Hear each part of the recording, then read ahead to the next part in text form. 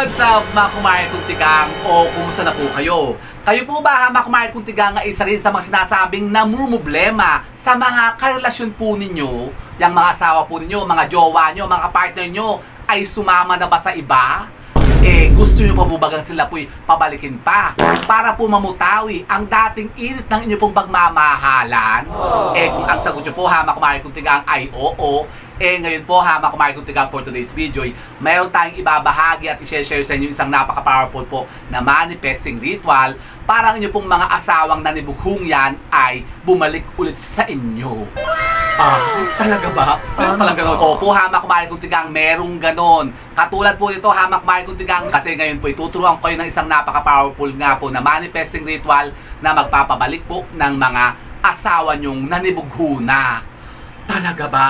Opo, katulad po nito, hamak kumare kong tigang, isa pong nating followers na ginawan po natin ng ritual, hamak kumare kong tigang, at siya po'y eto, nagpadala na sa atin ng feedback, hamak kumare kong tigang, sa ginawa nating ritual sa kanya.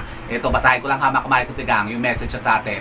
Nako, talaga naman tuwang-tuwa si Madam At ito po ang sabi ni Madam, hamak kumare kong tigang, ito, basahin ko po yung message niya. Hello, Sir Rico, okay na po, mukhang umi-effect na po yung ritual na ginawa nyo. Tumawag na po siya, hindi nga po ako makapaniwala nung nag-message siya. Sabi niya, kung pwede daw ako makausap. Ngayon po, nag-sorry na siya. Kumusta ba daw kami ng mga anak niya? Buti na lang, sinubukan ko ang ritual nyo. Tama po kayo, i-effect din pala siya. Akala ko wala na talaga. Maraming salamat po, Meme. God bless po. Sabi ko, diba? Sabi ko naman sa inyo, tiwala lang talaga. Sabi niya, oo nga po. Sabi ko, no problem. Yun, thank you daw. Diba? Ganan po. Ganang effect po, hamak kumare kong tigang, ang magiging effect po nitong ituturo ko sa inyo isang napaka-powerful na manifesting spell na naman. Kung nga po ituturo ko sa inyo isang napaka-powerful na manifesting ritual, magagamit nyo po na pampabalik ng mga asawa nyo yun na nga, nanibugho na at sumama na nga po sa mga kabit nila.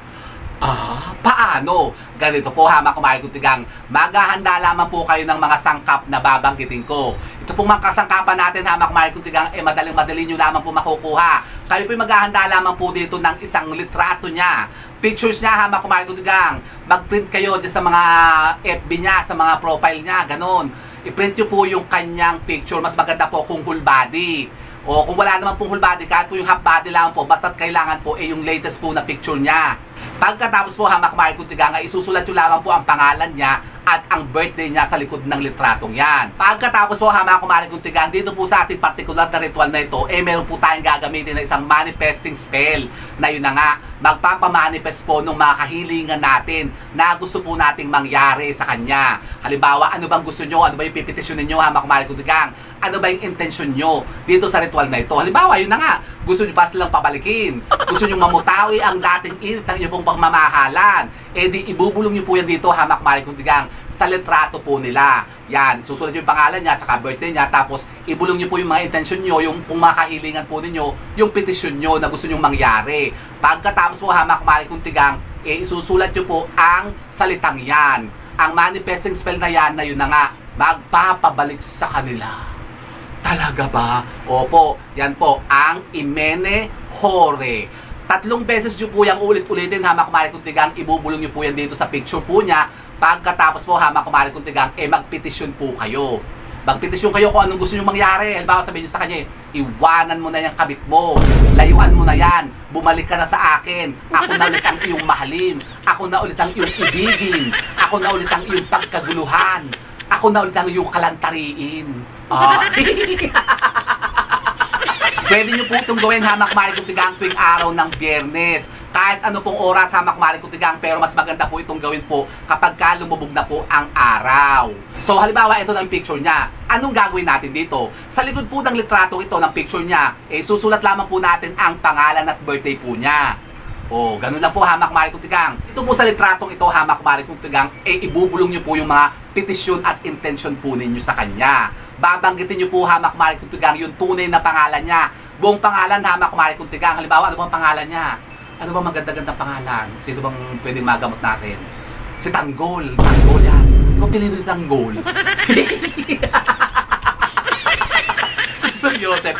Coco Martin, hindi. Coco Martin na lang. Yan, ikaw, Coco Martin. Ay, huwag na si Coco Martin, huwag si Direk. Si ano na lang, bawa, Arturo. Arturo de la Cruz, yan. Sabihin niyo yung buong pangalan niya, ha, mga kumari kuntigang. Tapos, sabang kayo po yung nakikipag-usap kayo sa kanya, titingnan niyo yung mata niya, parang eye-to-eye contact, ha, mga kumari kuntigang. Dapat po nakatingin ko sa picture niya. Habang siya po inuutusan nyo, sabihin nyo sa kanya yung mga petisyon nyo, halimbawa ikaw, sabihin mo sa kanya, ikaw Arturo de la Cruz, bumalik ka na sa akin, bumalik ka na dito sa bahay, ako na ulit ang iyong mahalin, ako na ulit ang iyong ibigin. Pagkatapos, anong gagawin natin dito sa litratong ito? Ito po, Hama Kumari Kuntigang, ay ititiklop lamang po natin ng 3 beses, Hama Kumari Kuntigang, na paharap sa atin. Bawa nakaharap na ganyan yung litrato niya, titiklopin po natin siya papasok sa atin, Hama Kumari Kuntigang, para yung bang manifestation positive talaga, para kumbaga ipabor sa atin. Yun na nga, para mabilis ang talab at talagang siya'y bumalik na agad sa inyo. Katulad ito yung Madam Hama Kumari Kuntigang na talagang umipek talaga sa o di baga. So ito pong litratong ito ay ititiklop lamang po natin ng 3 beses na papasok sa atin, Hama Kumari Kuntigang. So ganyan, 1, 2, 3. So eto na siya, Hama Kumari Kuntigang. So anong gagawin natin sa picture niya? Dito po, Hama Kumari Kuntigang. Ito po ay ilalagay lamang po natin sa ilalim po ng ating kama. Doon po sa pinakapaa ng hinigan po natin na kama. O para po bagay sila matigar-ngar baga. Yan, para mabalisa sila, Hama Kumari Kuntigang.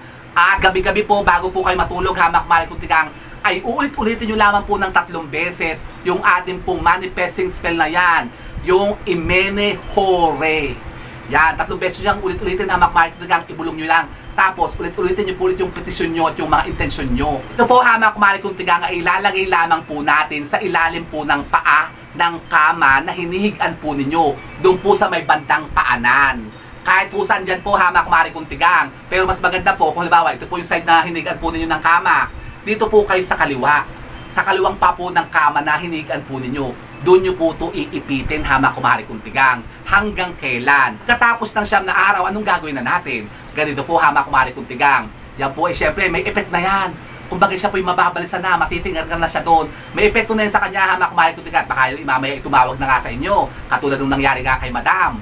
O diba, tumawag daw sa kanya, tapos yun na nga, kinausap na siya. Tapos kinukumusta na yung mga anak. O parang gusto na atang magbalikan kasi, ano na, nag-sorry na daw eh. Umepek na sa kanya yung ritual na ginawa natin. O di baga? Pagkatapos ng 9 na araw, Hama Kumari Kuntigang, anong gagawin na natin dito? Ito pong litratong ito, Hama Kumari Kuntigang, ay kukunin na natin. Pagkatapos tayo po kukuha po ng isang kandilang pula at ito po susunugin na natin dito. At pagkatapos yung pong abo ay ibabaon lamang po natin sa lupa.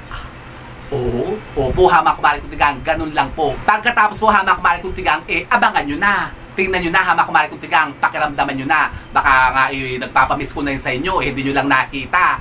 Tingnan nyo po, Hama Kumari Kuntigang, at makakita nyo. Kapag ito naman po, Hama Kumari Kuntigang, ay nagawa nyo po ng tama, at talagang kayo po'y naniniwala dito, ito po'y maaring mag-manifest talaga sa inyo. Katulad po ng nangyari kay Madam. O di baga? Pero kung susubukan nyo po ito, Hama Kumari Kuntigang, dapat po, tama po ang pagganap po ninyo. At dapat po ay 100% po kayong naniniwala dito. Kasi baka nga kayo po, Hama Kumari Kuntigang, susubukan nyo po ito. Pero kayo naman po'y punong-puno naman po ng pag-aalinlangan at pagdududa sa sarili po ninyo. Baka sabihin nyo, nako, baka hindi naman tumalab yan. Nako, wag nyo na po itong gawin, Hama Kumari Kuntigang, kasi kapag ginawa nyo po ito, Hama Kumari Kuntigang, kapag ito naman po, Hama Kumari Kuntigang, ay nag-manifest po sa inyo, talagang mag-grant lahat yan, Hama Kumari Kuntigang, kung ano man yung mga pinipetisyon nyo yan sa mga asawa nyo.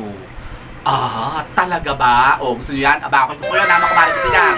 So, subukan nyo po ito, Hama Kumari Kuntigang. Hindi nyo susubukan, subukan nyo. Para malaman nyo po kung ano po maaring maidulot itong pagbabago dyan sa mga buhay ninyo. Kung kayo po, Hama Kumari Kuntigang, ay namumroblema dyan sa mga asawa nyong yun na nga, nanibugho na at sumama na sa iba. At kayo po'y iniwanan na. Nakakalungkot naman yan, Hama Kumari Kuntigang. So yun po, Hama Kumari Kuntigang, di ba'y napakasimple lamang? At kung kayo po, Hama Kumari Kuntigang, gusto nyo pong magpagawa ng ritualan, pwede po kayo mag-PM at mag-message sa atin, Hama Kumari Kuntigang. Mag-PM lamang po ka sa number ko na 0995-433-6402 at kapag kayo po'y nabasa ko, yan po'y sasagutin ko rin dito, Hama Kumari Kuntigang. So yun po, Hama Kumari Kuntigang, sana po'y may napultan mga bagong idea at kaalaman sa pagkontra sa mga sinasabing problema ng mga kabit-kabit na yan.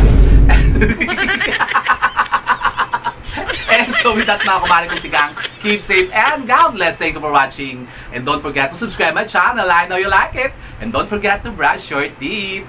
Bye mga kumare kong tigang.